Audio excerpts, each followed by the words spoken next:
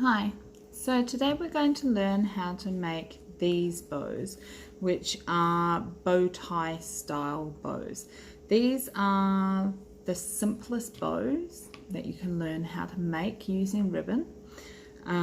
They are a stock standard bow for many makers, and they are probably the easiest bow to learn how to fold the ribbon on. Once you get used to folding the center ribbon on these bows, then you pretty much can get used to folding the centers on more and more layers and larger bows. Okay, so these are a really good, even though they're very simple, very good bow to start learning on.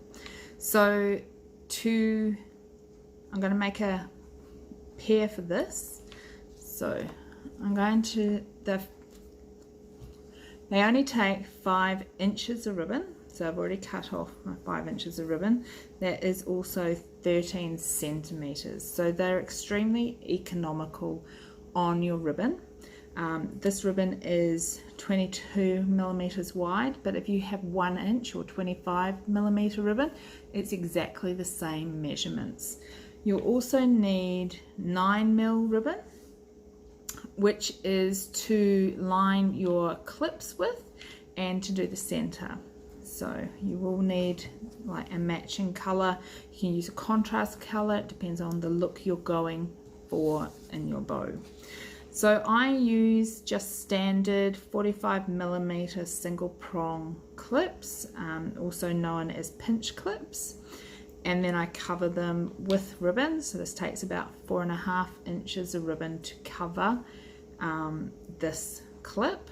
You can use the same size clip but with teeth, so they generally either have 2 prongs on them with teeth along the edge, or they could be a flat silver top.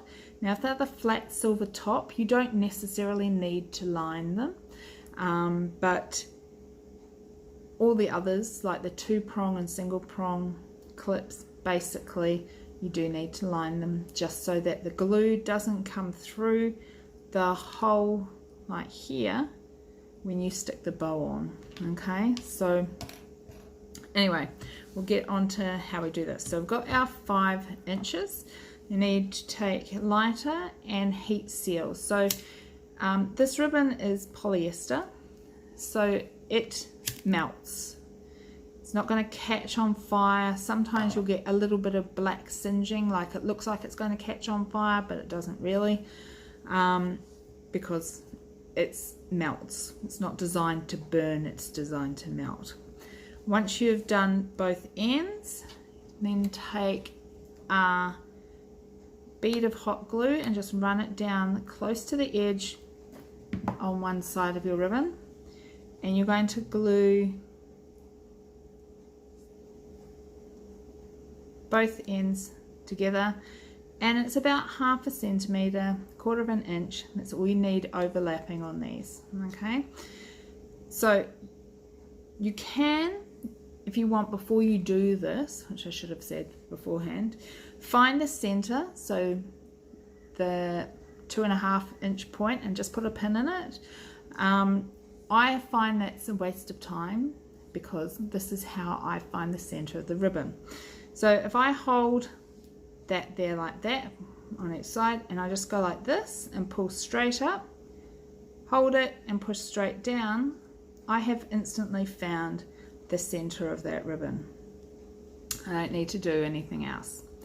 Now if you're first learning, you have never folded ribbon before, the easiest way to learn how to do the crease in the middle, which is a 2-fold crease or a pinch crease, okay, is to fold it directly in half like that, and then fold down each side in half, so that you end up with that. So it's like you've got 2 mountains and a valley in between. On the back it will be the opposite, so you've got 1 mountain in the middle, and then there's 2 edges. Okay, that is the easiest way to do it when you're learning. I, who have been doing this for a long time, I work from one side, so I go up and down and it's instantly done. But you'll work into your own rhythm of how to fold it. But that's why I say these are an excellent bow to learn how to fold the center on, because this is, once you learn how to fold ribbon, that's your biggest hassle, really, done and over, no matter what bow you try to make. So now I'm going to take ordinary sewing thread and I'm going to wrap this around the center. You can use upholstery thread. I've heard people use kite string, all sorts of things.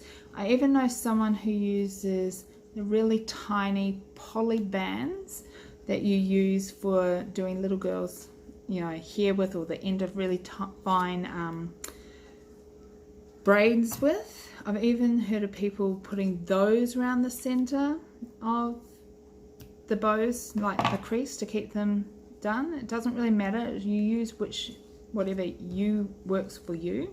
Okay, so that there is your bow folded and wrapped so that it is ready to go onto your clip. So to put it onto the clip, we're just going to put some glue here, hot glue there, and we're going to place this in the center of the bow. Now with these measurements, you'll have about a 1/2 centimeter on each side, which is about 1/4 inch, just under 1/4 inch on each side. And you just firmly hold it there until the glue sets a bit, and then you can let it go and it's not going to fall off.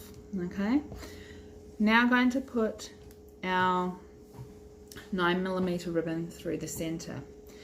So where the thread is your guide for where you need to put the glue on the inside of the clip. So we're going to open it up and we're going to put just a dot of glue there, and then we're going to put our thread, our ribbon, 9mm ribbon, on it like that. Now I'm going to wrap the 9mm around the clip, and we're going to cut it on this side, overside, and that gives us our gluing tab for when we stick it together. I'm just going to heat seal this edge so that doesn't fray or run out. Put a dab of glue, you don't need very much, on there, and stick that down. So now we have a matching one for this.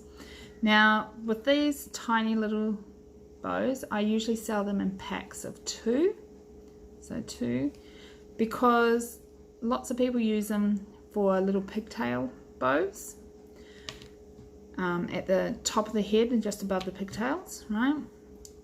If you're using them as fringe clips, and usually the fringe just goes to one side, some people have it to both sides, but usually just to one side. If they're out and they lose one, then there's still one at home. So it's economical for the buyer. Okay, so anyway, that's how we make them. Simplest bow out there, and it's one that I really recommend that you give a go at trying. Okay, thank you.